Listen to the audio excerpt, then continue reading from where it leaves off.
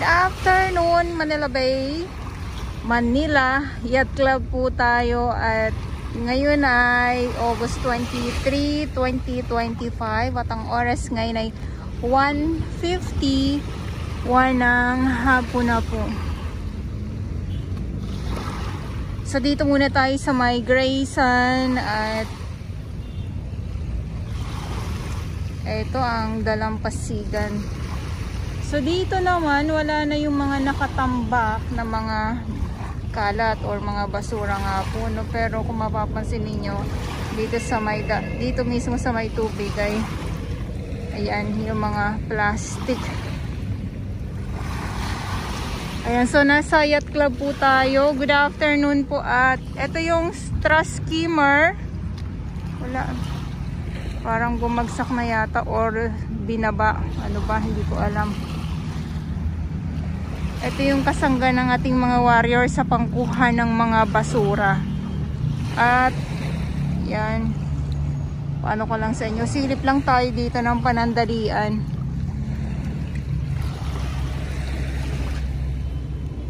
Yung bagyong Isang, yan, so hindi ko alam kung nakaalis na ba kasi parang medyo okay naman na yung panahon ngayon dito sa Pilipinas, dahil kung nandito pa din ay malamang panay ang ulan at baha. Kahapon grabe ang tindi ng baha sa dito nga po sa Maynila, at yung Manila City Hall ay grabe, pinasok ng tubig na baha kung baha. Tapos ayun, may mga ito na naman tayo sa mga kaisdaan.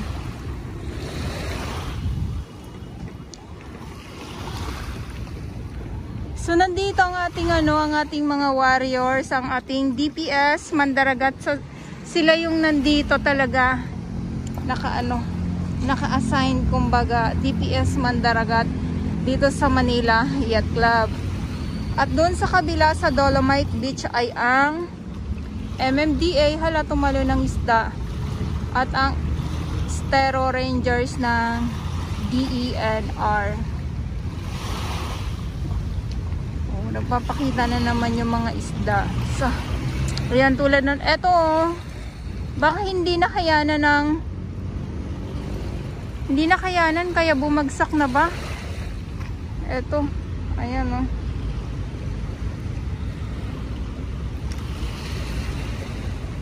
O baka binaba lang dyan for the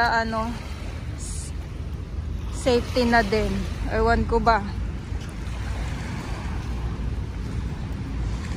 Kasi sobrang lakas din kahapon ng ulan. Yun nga, yun sa kasagsagan ng bagyong Isang nga po. So buti na lang ay huminto na din. Kasi kung hindi, naku, mas lalong mahirap.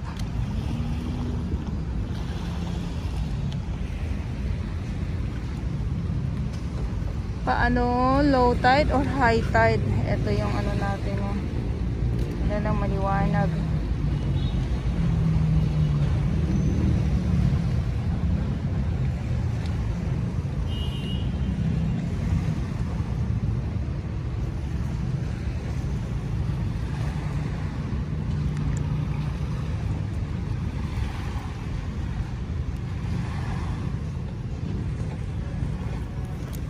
So dito po sa may Yacht Club, yan, so syempre yung ating mga security guard, meron pa din po nagbabantay. Ito yung lumang banyo, pero yan ay hindi pa din po siya nabubuksan, itong CR na to sa publiko. At yung souvenir shop naman po,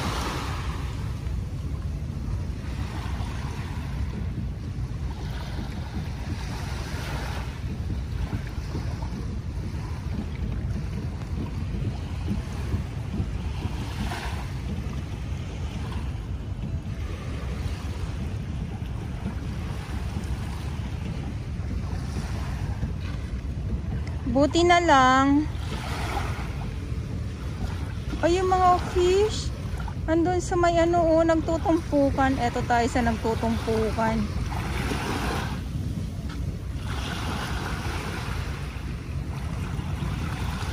Ang galing naman. Siyempre dagat kaya nagtutumpukan yung mga isda. Hindi lang sa palengke. Itong mga isda na nakikita ko dito na nakukuhanan ko, sabi ng ibang mga viewers ko ay galing palengke daw. Ayan o sila o. O biruin nyo, parang gusto ko na lang ano, habulin yung mga isda. Ayan nandyan o. Kasi nga naman, ang daming mga ano na nito. Yung mga ano ba tawag dyan? Mga sisibayan. Ayan. Siguro yun ang kinakain nila. Kaya dyan sila nagtutumpukan.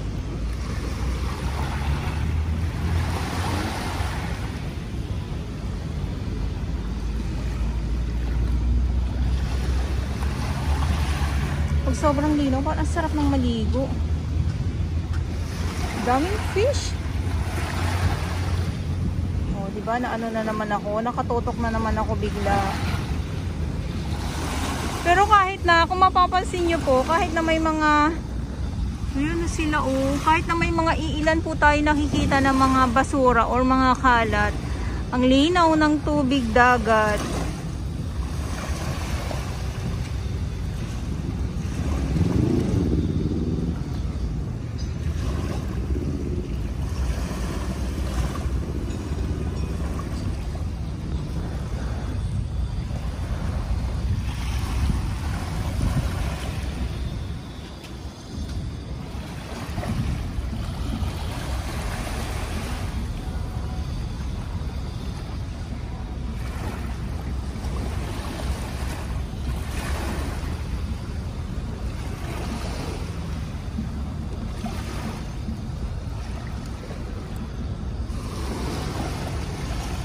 Dami nila.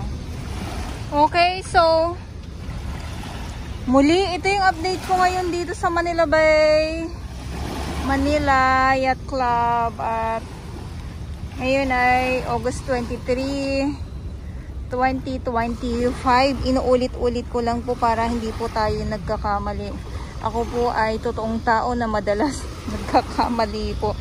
Ayan, so pati pecha baka may nakalimutan na din. Dahil nga sabi ng iba, mga lumang mga kuha na lang daw. Ay, sana talaga, no?